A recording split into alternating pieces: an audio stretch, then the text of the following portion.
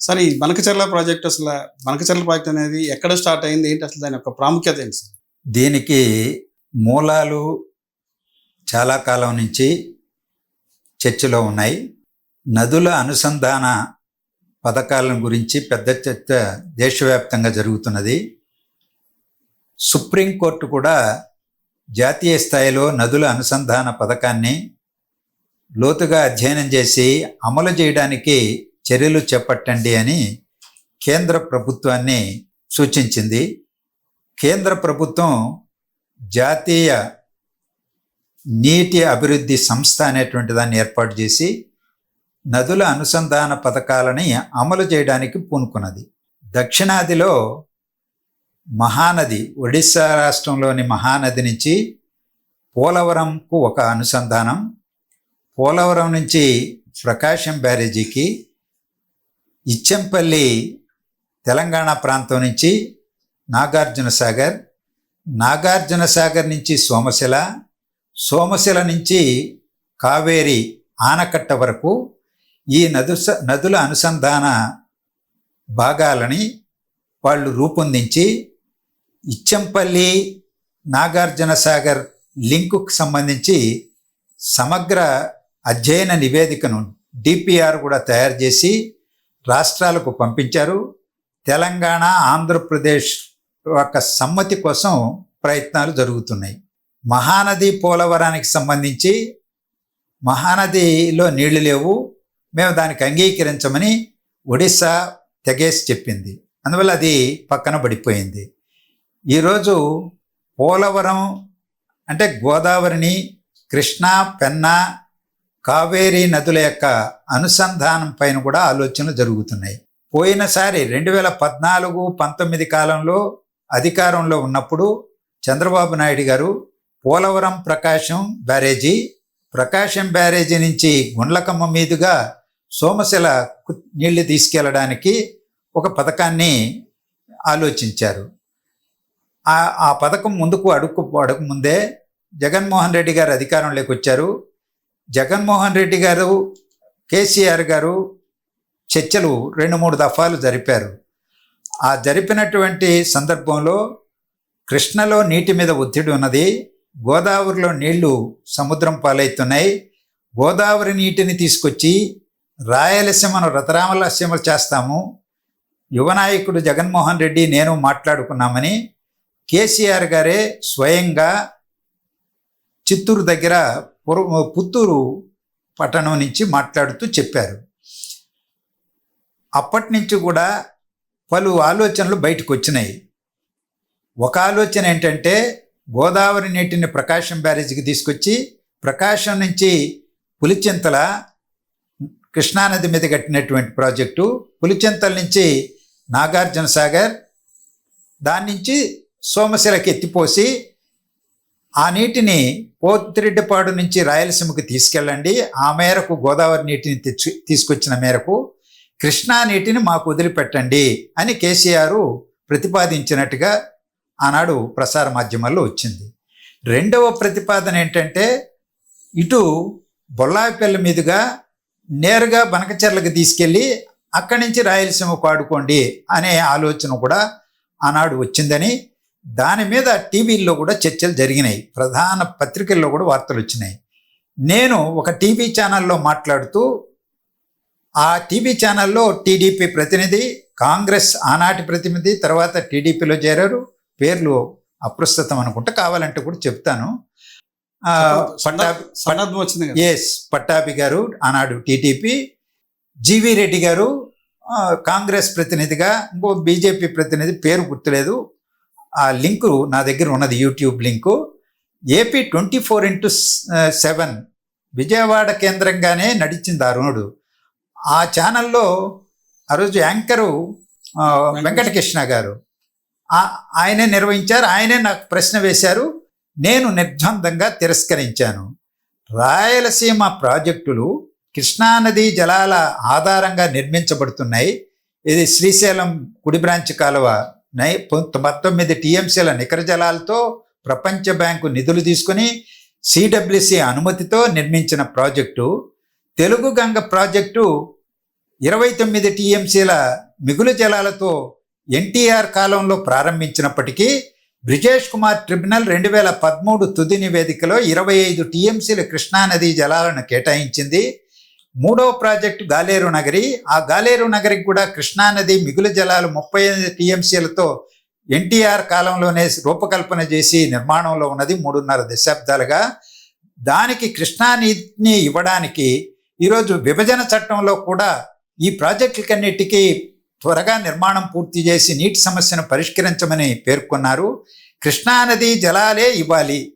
కృష్ణానది జలాలు 16 కిలోమీటర్ల దూరంలో ఉన్నటువంటి శ్రీశైలం నుంచి బనకచెర్లకు వస్తాయి. బనకచెర్ల నుంచి 3 ప్రాజెక్టులకి పంపించడం జరుగుతుంది. అందువల్ల గ్రావిటీ మీద, సహజ ప్రవాహం మీద నీటిని అతి సమీపంలో ఉన్న కృష్ణానది శ్రీశైలం నుంచి ఇచ్చే అవకాశం ఇస్తున్నటువంటి నేపథ్యంలో అందులో పోతిరెడ్డిపాడు నుంచి 44,000 క్యూసెక్కుల సామర్థ్యానికి విస్తరించి ఆ 16.5 కిలోమీటర్ల మిట్టకందాల పెద్ద కొండను తవ్వి, పెద్ద కాలువను తవ్వి, రిజర్వాయర్ నిర్మించి, ప్రధాన కాలువను నిర్మించిన తర్వాత ఎక్కడో గోదావరి నుంచి, పోలవరం నుంచి గోదావరి వరద జలాలను తీసుకొచ్చి ఇవ్వబడడం ఏంటని ఆనాడే ప్రశ్నించాను. అందువల్ల దాన్ని తిరస్కరించాము. అందులో కాళేశ్వరం ఇప్పుడు తర్వాత చూసాం కదా, నదిలోనే సుందిళ్ళ అన్నారం కట్టి మేడిగడ్డ నుంచి ఎత్తిపోసే ఆ పైనుంచి వరద వస్తే అవి ఇవి కలిసి కిందికి రావడం. ఇప్పుడు అసలకే మోసం వచ్చినటువంటి ఆ ప్రాజెక్టే వినియోగించగలమా అనే ప్రశ్న ఈరోజు తలెత్తింది. ఈరోజు ప్రకాశం జిల్లాకు ప్రకాశం బ్యారేజీకి నీళ్లు తీసుకురావడం ఏంటి, పులిచింతలో పోయడం ఏంటి, సాగర్ ఏంటి, లేకపోతే శ్రీశైలానికి ఎత్తిపోయడం ఏంటి? తీరా ఎత్తిపోసేటప్పటికి పైనుంచి వరద వస్తే అవి ఇవి అన్నీ కలిసి సముద్రంలోకి కలిసిపోతాయి. ఇది వృధా ప్రయాస, ప్రజాధనం వేస్ట్. అందువల్ల దీన్ని అంగీకరించే ప్రసక్తే లేదు అని చెప్పాం.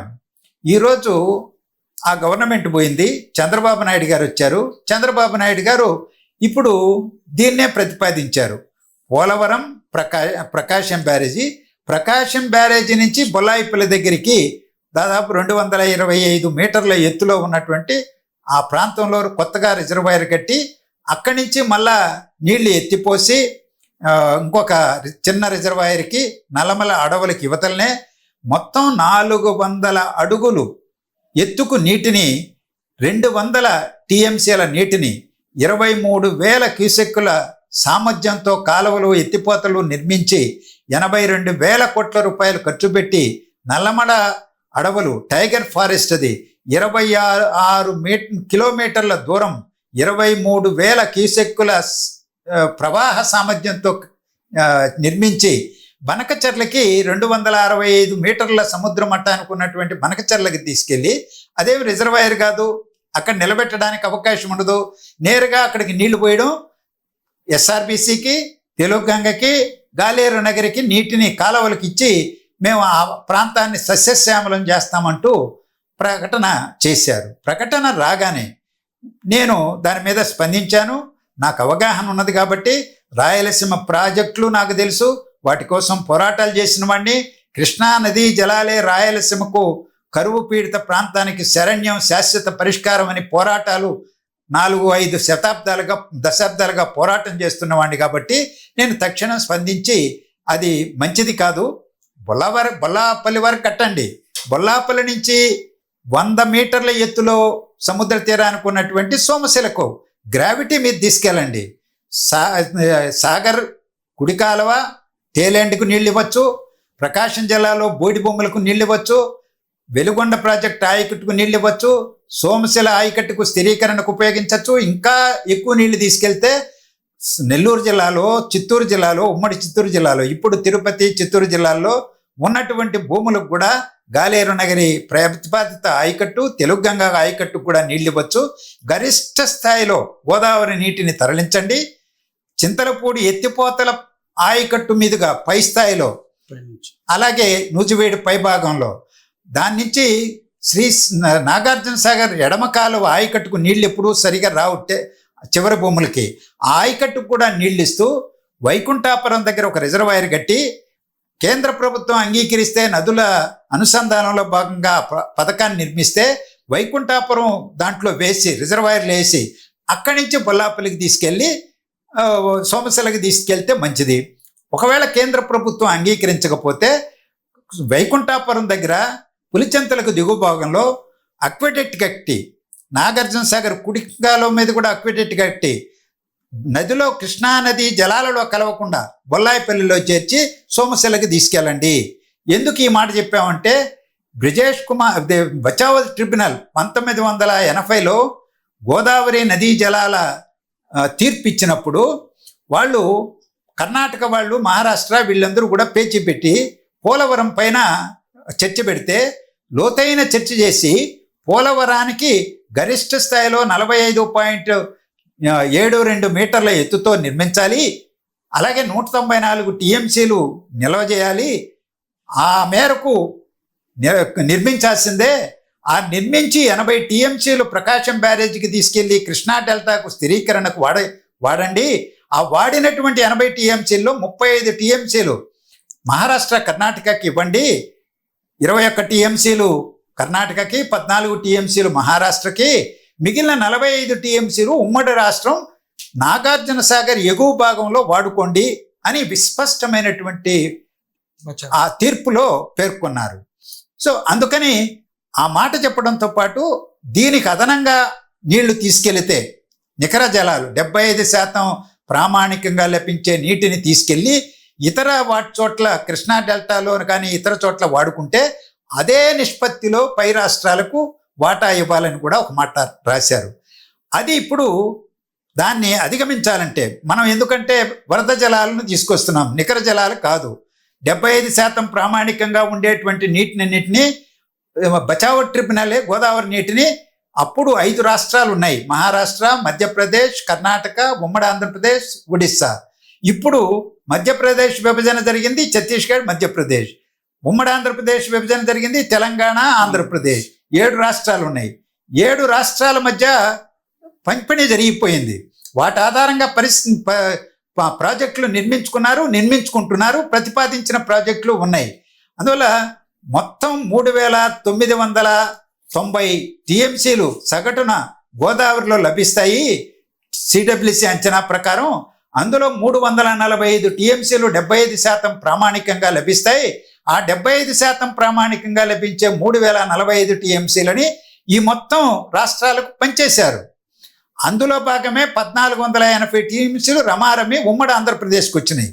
ఈరోజు ఉమ్మడి ఆంధ్రప్రదేశ్కు 11 సంవత్సరాలైనా గోదావరి యాజమాన్య బోర్డు తెలంగాణకి ఎన్ని, ఆంధ్రాకి ఎన్ని అనేది వాటాలు తేల్చలేదు.